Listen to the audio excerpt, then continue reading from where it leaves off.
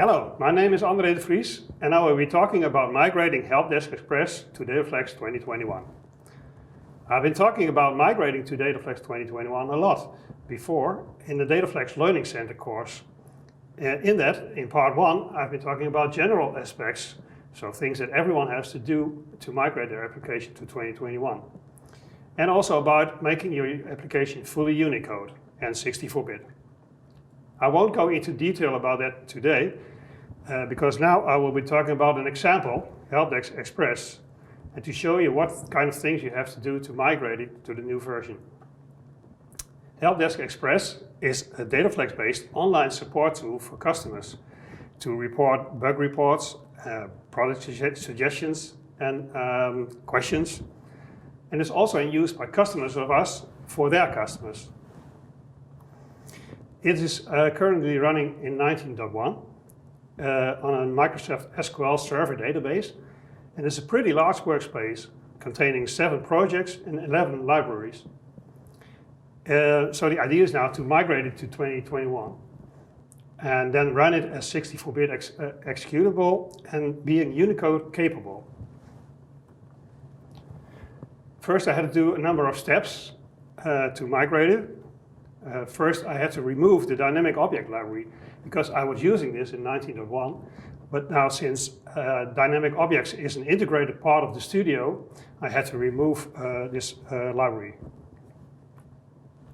Then all libraries were migrated to DataFlex 2021 individually, and compiler errors and warnings that I found have been resolved. Also, DataFlex Reports 8.0 is now being used, which goes with this new DataFlex version. The HDE workspace was completely migrated to DataFlex 2021, including the Web App Framework, which is now the 20.0 version. All projects were compiled 32 and 64-bit, and compiler errors and warnings were addressed. See the next slide. Then I had to move the reduction library and its implementation, because in 19.1 we added this for extra security, but since it's now also part of the framework, I had to remove the library and its implementation. Then there are a number of steps I had to take, which everyone would have to take to migrate their application. I've been mentioning this also on the Learning Center course. And it's good to have a view on that. First step that I took was to correct conversions between handle arrays and integer arrays, because those conversions do no longer work, but I didn't find it in this application. Second is D-word corrections, because in the past D-word was a replacement for integer, and that was not fully correct. In other languages, such as C, it's a replacement for an unsigned integer.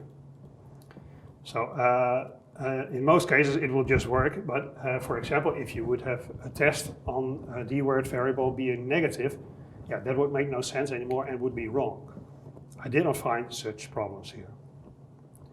Then replace type structures by struct. Type is an obsolete way of defining a struct, and it doesn't work anymore because of Unicode. Then rewrite conversions between strings and pointers. Before, you could do a move from a string to a pointer, or reverse, but that is no longer allowed because of fundamental changes to the runtime due to the pointer type. To move a pointer to a string, you can now do a pointer to string function. This is a new function. I found one such problem. Then replace toOEM and toANSI by toOEM, UTF-8 toOEM and UTF-8 toANSI. toOEM and toANSI still exist for backwards compatibility reasons, but they do not work as you would expect. You will have to use UTF-8 toOEM because the string type is now changed to UTF-8. Also, do not pass binary data using strings. This doesn't work anymore. Unicode changes. Well, we are using here a Microsoft SQL Server database, which supports Unicode, but that doesn't mean that it immediately works. You'll still have to change columns from not being Unicode to Unicode columns, such as char. It has to be nchar, and you have to change varchar to nvarchar and text to ntext to be able to store Unicode characters. Then at the top of each source file, I put these two commands: compiler level warning all off and Unicode on. In this way, I will only see Unicode related warnings, and then I can address them because I really want to support fully Unicode, and I will have to solve the warnings that come up. For 64-bit, I did not have to do much. I obtained the 64-bit Lipsodian DLL, and of course also the 64-bit DataFlex reports DLL, and then compiled it, and I found no 64-bit related issues. So that's done. Then I searched for some more possible problems, because before actually running it and then running into all kind of runtime errors, I'd like to know in advance if there are possible problems by searching for some keywords, such as address off. And I found one issue there.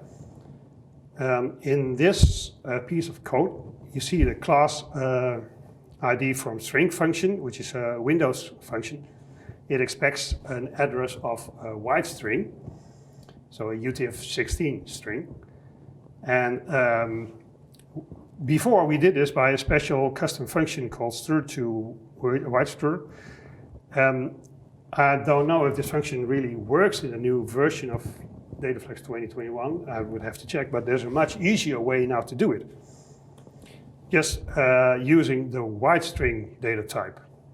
This is a new data type in DataFlex 2021 for UTF-16 strings. And you can simply move a string to a wide string.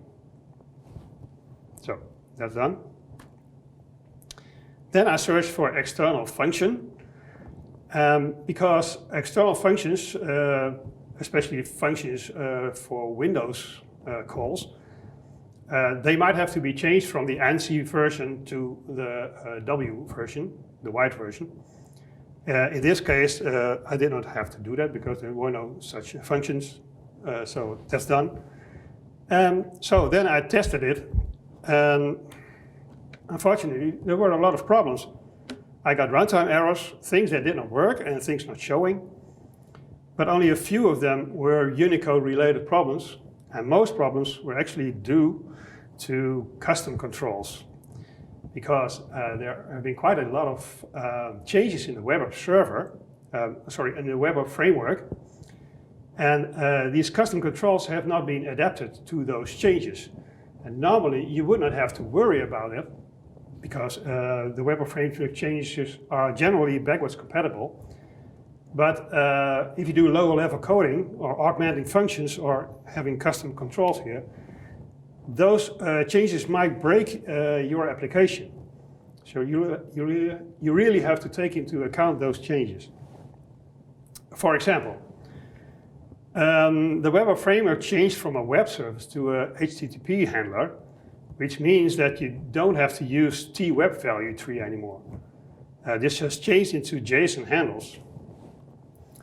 So in HDE, we had a CWeb app augmented, and it had this code, where there was a string array, and it was serialized, and then passed along this function, but that no longer works. You should not pass a tweb value tree, but you can straight pass the string array. So that makes the code even easier. And it's actually wrong to do it in the old way. Another problem that I had was there was an error saying that a specific file did not exist. Well, the file did not exist, but also in 19.1 it did not exist. But it did not raise an error for that condition, because it then took another action. Turned out that there was a change in the CWeb Resource Manager package in the function custom download URL. A check has been added to this function to check whether the URL actually exists. So this part is new. Luckily, there is a pb allow invalid download URL property. So by setting this property to true, before calling custom download URL, I could resolve this problem.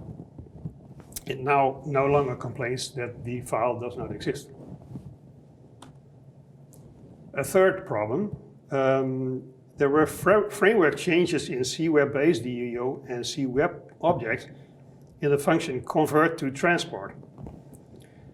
The first parameter is a handle now, but it used to be a string holding a property name. And this is for security reasons in the framework. So before, there was this string holding this PS value, but it had to be changed to a handle to this property. Another problem I ran into, this has to do with Unicode. I was sending a test email from the HDE application and it failed due to an authentication problem. It turned out to be an incorrect password. But deep down, the problem actually was that there was a character function used, and it takes an integer as a parameter and then converts it to its character. But this no longer works for integers above 127. And this is because strings are now UTF-8. And a UTF-8 string is really different from an OEM string, which it was before. So the character function still only works for ASCII codes. Oops. Instead of using the character function, I could now use the uchar to string function, and this solves the problem. Okay, these were some examples where I ran into. This is a recent work. It's not quite finished yet, and there are still a few bugs in there, but only in custom controls. And generally, it works fine otherwise. Some takeaway messages. Pay attention to general changes that you must make. So changes, even if you don't aim for being Unicode capable or 64-bit, such changes you still have to make. Second is migrating to 64-bit was pretty easy in this case. It can be harder, but I think in many cases it's not so hard. Unicode changes were not frequent here, but they can be tricky. And last point is beware of custom controls for augmenting and special code, lower level coding, because of changes in the Web framework. That's it. Thank you for watching this presentation on migrating to DataFlex 2021.